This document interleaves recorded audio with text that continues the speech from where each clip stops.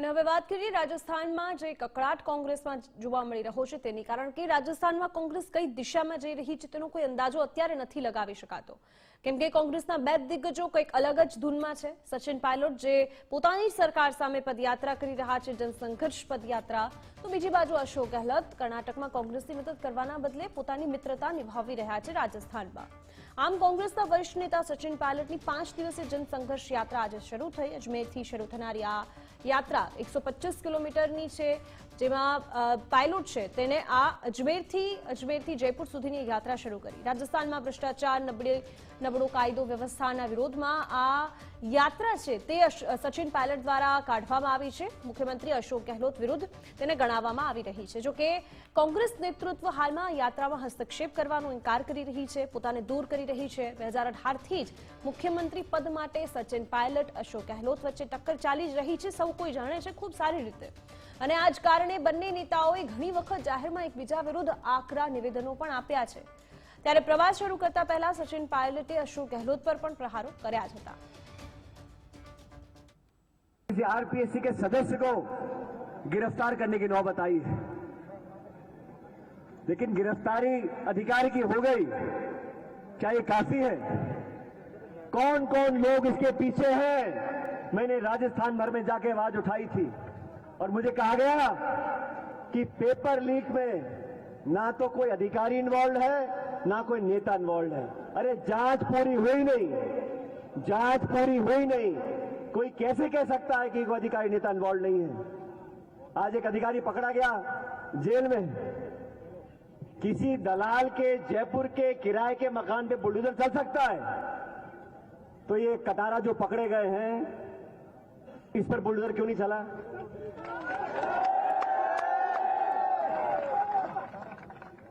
अपनी आवाज उठाने के लिए, आपकी आवाज सुनने के लिए, जनता की आवाज बनने के लिए हम लोगों ने यात्रा निकाली है. મારા સંવાદદાતા દેવનાથ પાંડે પણ મારી સાથે જોડાઈ ગયા છે. આ સાથે વરિષ્ઠ પત્રકાર શત્રુઘ્ન શર્માજી પણ અમારી સાથે જોડાઈ ગયા છે. आप બંનેનું स्वागत है गुजरात फर्स्ट में. शत्रुघ्न जी, सबसे पहले आप ही के पास आना चाहती हूँ, और जैसे राजस्थान की अभी परिस्थिति है, कांग्रेस की परिस्थिति, उसमें कुछ समझ में ही नहीं आ रहा है कि ये कांग्रेस जा कर रही, क्योंकि एक नेता है जो अभी पदयात्रा निकाल रहे, दूसरे नेता है जो दिग्गज नेता है वो अपनी मित्रता निभाते हुए देख रहे. इस सब मामले में तो कांग्रेस को आगे जब इलेक्शंस होगा तब नुकसान ही नुकसान दिख रहा है. जी बिल्कुल, आप बिल्कुल ये सही कह रहे हैं कि राजस्थान की राजनीति बहुत उलझी हुई नजर आ रही है और चारों तरफ एक असमंजस का माहौल है. उसका सबसे बड़ा कारण यह है कि भारतीय जनता पार्टी और कांग्रेस दोनों में ही दो स्थानीय कद्दावर नेता ऐसे हैं जो समय समय पर आलाकमान को आंखें दिखाते रहे हैं. कई बार उन्होंने आलाकमान की बात को अवहेलना भी करी है. भाजपा में वसुंधरा राजे और कांग्रेस में सचिन पायलट. इन सब के पीछे एक चीज ये है कि जब 2018 में कांग्रेस की सरकार बनी राजस्थान में, उसी वक्त सचिन पायलट ने मुख्यमंत्री बनने का दबाव डाला, लेकिन अशोक गहलोत उसमें बाजी मार ले गए और सचिन पायलट को उप मुख्यमंत्री में संतोष करना पड़ा. लगभग 1.5-2 साल तक सरकार चली. वो आपसी खींचतान के चलते चलते सरकार न कोई अच्छा परफॉर्म कर सकी, उल्टा कांग्रेस की छवि भी खराब हुई. अब जब सचिन पायलट को यह लगा कि अब इस सरकार में रहते वो कुछ नहीं कर पाएंगे, तो जब उनकी भाजपा आलाकमान या भाजपा नेताओं के साथ, जो राजस्थान के 2 मंत्री भी हैं केंद्र में, उनके साथ बातचीत हुई और 2020 में हमारे सामने आया मानेसर कांड. मानेसर में राजस्थान के 15 से 16 विधायक जाकर बैठ जाते हैं और वो दावा करते हैं कि उनके साथ 30 विधायक हैं और वो अशोक गहलोत सरकार से अलग हटकर भाजपा के समर्थन से सरकार बनाने को तैयार है. लेकिन उसी वक्त भाजपा में रहते हुए वसुंधरा राजे ने अपनी ही पार्टी के इस ऑपरेशन में साथ नहीं दिया और बाहर रह करके वो सब देखती रही और उन्होंने साफ तौर पे अपने विधायकों से कह दिया कि उन्हें ये सरकार गिराने का जो कार्यक्रम चल रहा है, सचिन पायलट जो बगावत कर रहे हैं, उससे हमें कोई लेना देना नहीं है. चूंकि वसुंधरा राजे उस वक्त पार्टी की अध्यक्ष भी नहीं थी, न नेता विपक्ष थी. पार्टी अध्यक्ष और कोई थे, और वसुंधरा राजे को बिना बताए ये सब अभियान, ये सब ऑपरेशन किया जा रहा था। वसुंधरा राजे और अशोक गहलोत दोनों ही नेता पिछले 25 साल से राजस्थान की राजनीति संभाल रहे हैं। वसुंधरा राजे 2 बार मुख्यमंत्री रह चुके हैं और अशोक गहलोत अपना तीसरी टर्म पूरी करने वाले हैं। अशोक गहलोत चाहते हैं वो चौथी बार भी मुख्यमंत्री बने, भले ही उनको अपनी पार्टी के नेताओं को नाराज करके वसुंधरा राजे का सहारा लेना पड़े। वसुंधरा राजे का एकमात्र ध्येय यह है कि वो तीसरी बार मुख्यमंत्री बने। अब जब 2 बड़े नेता को राजस्थान में ये तय करके बैठे हैं कि मुख्यमंत्री उनको ही बनना है, तब वो किसी तीसरे नेता को नहीं पनपने देंगे, ये तो जगजाहिर बात है। अब चूंकि सचिन पायलट है जी, सचिन पायलट पहली बार कोई तीसरा नेता इतना कद्दावर सामने आ रहा है राजस्थान में, जो 2 बड़े नेताओं को चैलेंज भी कर रहा है और भाजपा और कांग्रेस से इतर जा करके। अब आप स्थिति देखिए कि सरकार कांग्रेस की है, भ्रष्टाचार के आरोप वसुंधरा राजे पे लगा रहे हैं सचिन पायलट, और खुलेआम ये बात कह रहे हैं कि अशोक गहलोत की जो आलाकमान है वो सोनिया गांधी नहीं, वसुंधरा राजे हैं। मतलब अशोक गहलोत और वसुंधरा राजे में खुली मिलीभगत है।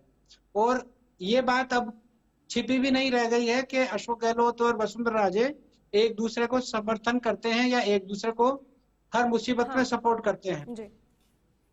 तो अब स्थिति यह है कि अगले चुनाव में बीजेपी और कांग्रेस का झंडा या उनका सिंबल जरूर जा रहा है, लेकिन 2 व्यक्ति जा रहे हैं, अशोक गहलोत और दूसरी वसुंधरा राजे इस चुनाव में। जी, और देवनाथ जी, मैं आती हूँ आपके पास शत्रुघ्न जी। देवनाथ, जैसे अभी शत्रुघ्न ने बोला कि 2 लोग ऐसे हैं जो दिग्गज है और जो सीएम बनना चाहते हैं।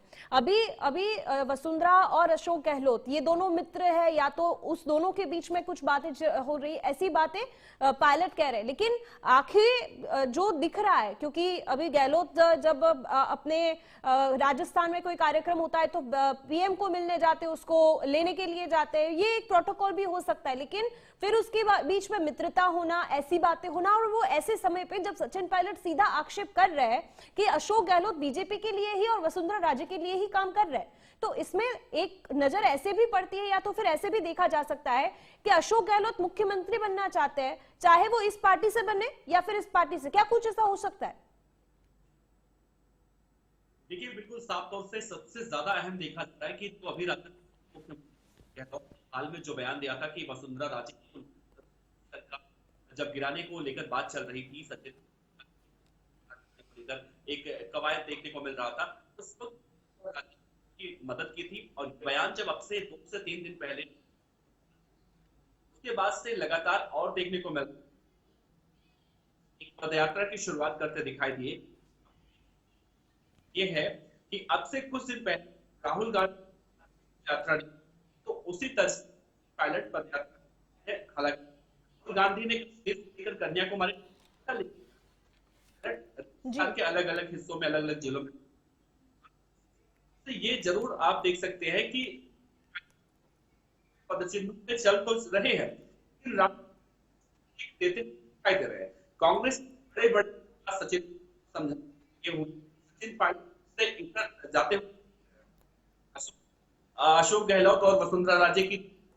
जी देवनाथ, आपकी आवाज ठीक से नहीं आ रही है, आपकी आवाज बहुत कट हो रही है। शत्रुघ्न जी, जैसे मैंने अभी देवनाथ जी से सवाल पूछा था, सेम वही सवाल मैं आपके लिए भी आपको भी पूछ रही हूँ कि क्या ऐसा हो सकता है कि अशोक गहलोत कभी भी कुछ भी कर सकते हैं, उसको जादूगर ऐसे ही नहीं बुलाया जाता है, तो क्या ये जादू ही है उसका कि एक बार जो सचिन पायलट इतनी यात्रा कर रहे हैं, वो सीएम बनना चाहते हैं, लेकिन इस टर्म में तो वो पूरा नहीं ही बन पाए, और राजस्थान में तो कहा भी जाता है कि नेक्स्ट टर्म मतलब दूसरी सरकार, तो इस बार क्या अशोक गहलोत कुछ और ही करने की सोच रहे हैं?